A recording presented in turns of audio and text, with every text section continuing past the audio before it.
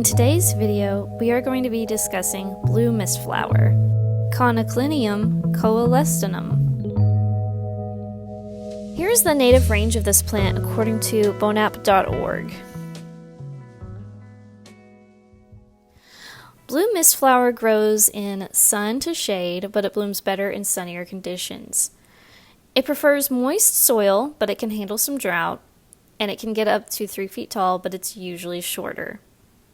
It blooms July to October, it attracts butterflies, and it spreads by rhizomes and self-seeding. Here are some things I love about this plant.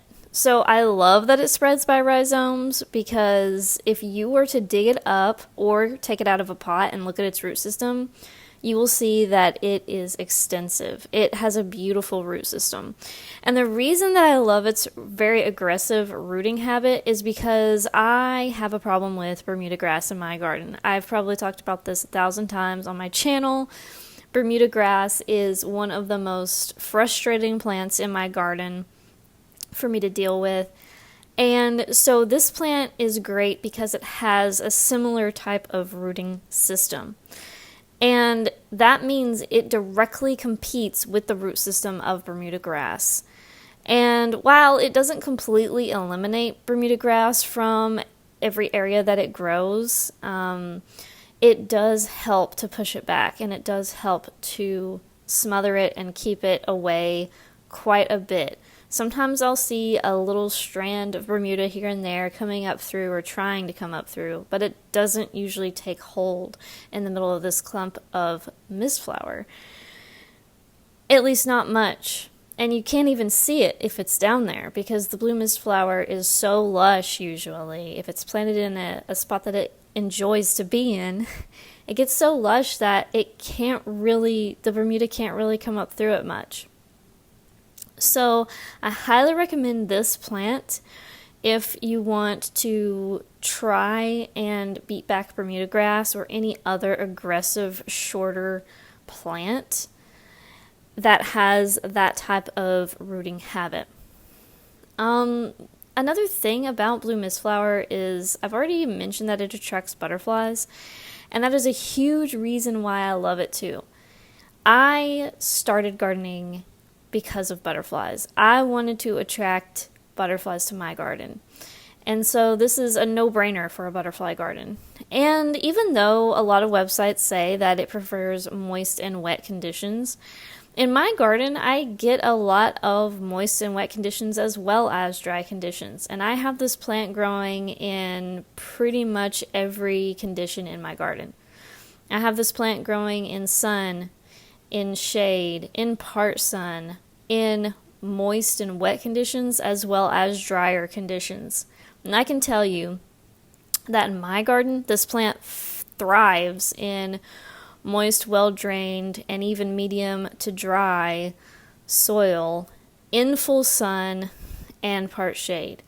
Once it gets a little bit into the deeper shade, it doesn't really bloom very much. Or if it does, it blooms a little bit later, blooms a little bit sparser, and it's not usually as lush, especially the first couple of years.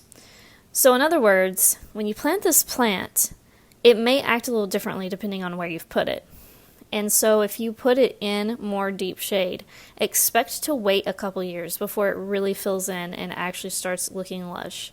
For example, I have this in a drier, shadier area, and in that area, this plant is now looking lush in 2023, and I've had it there for 2 or 3 years now, and it, in the first couple years, looked like it wasn't going to make it, but it's finally starting to look lush there. So I'd say its least favorite place is dry, deep shade, so just keep that in mind, but other than that, it pretty much thrives everywhere else, and like I said, the more sun you get, the more blooms you're going to get. This plant is fantastic on the edges of your beds and as borders along pathways because it just doesn't get super tall. The tallest it'll get is 3 feet tall, and in my garden, I've never seen it get 3 feet tall. I've only ever really seen it get 2.5 feet tall or shorter. So you're pretty safe to plant this next to a path and as a ground cover and as a border plant. Of course, it's on the taller side for a ground cover, but if you're not trying to walk on it, it's perfectly fine. So plant it where you want it and attract those butterflies. It also attracts bees as well. Thanks for watching this video, and I hope it was helpful. Have a great day. Bye, guys. Hand-painted collector cards inspired by the creatures, plants, and objects in my garden. Available now at macylou.com. Thanks for supporting the channel and the wildlife habitat we create.